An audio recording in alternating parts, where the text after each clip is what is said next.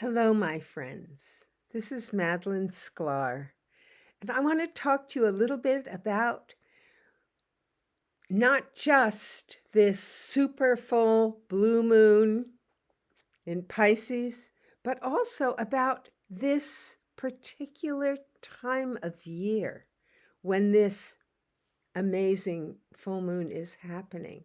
And this is the month on the Hebrew calendar of Elul. And in many of the indigenous calendars, it represents the time when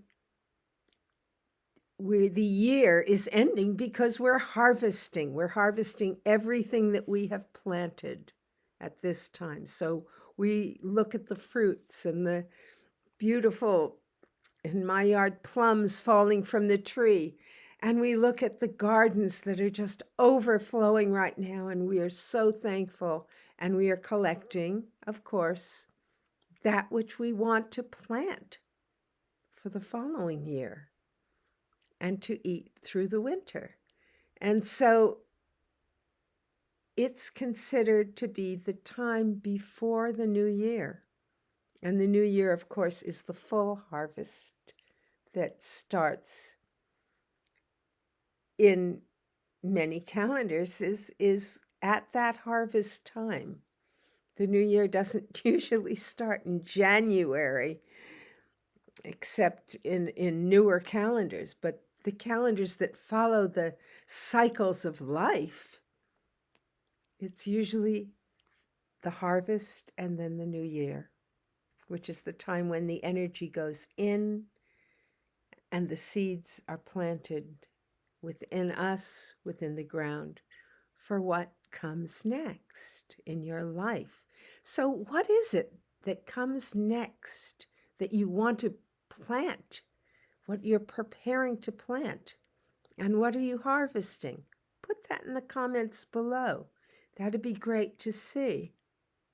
The other thing I want to say about this is some of what we plant is not beautiful. Some of it is hurtful because we hurt each other as people all the time, intentionally or unintentionally.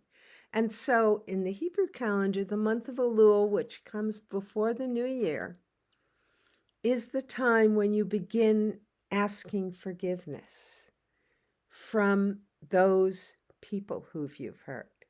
Yes, you can ask forgiveness from the Holy One, and you're meant to, but the Holy One can only forgive things that you have done against Spirit, against the Holy One.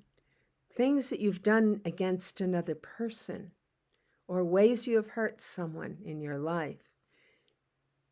God, the Holy One, does not forgive you for that. We have to go and ask that of the person whom we have hurt. Or we have to say, hey, you've hurt me, and give them a chance to ask your forgiveness. So this is the time for healing relationships. And in keeping with that time, I've written this poem called Atonement. And I think about the word atonement, and atonement is like, if you break it down, it is at one-ment. It is where you take something that has been broken and you make it whole again. And so here's the poem I want to share for this month and this time of atonement.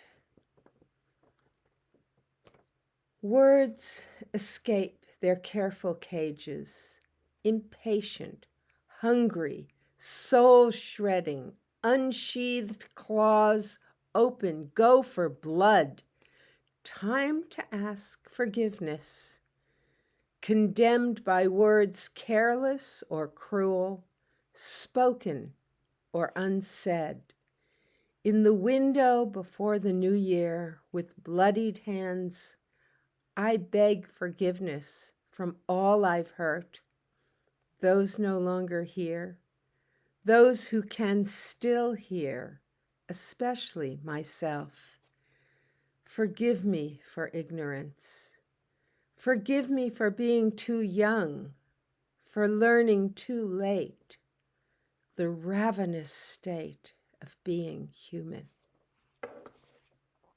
So, my friends, if this poem speaks to you,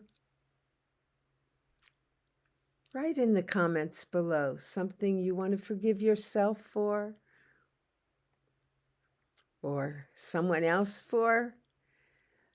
Write something you want to plant for this new year that helps you at one whatever has been broken in your life.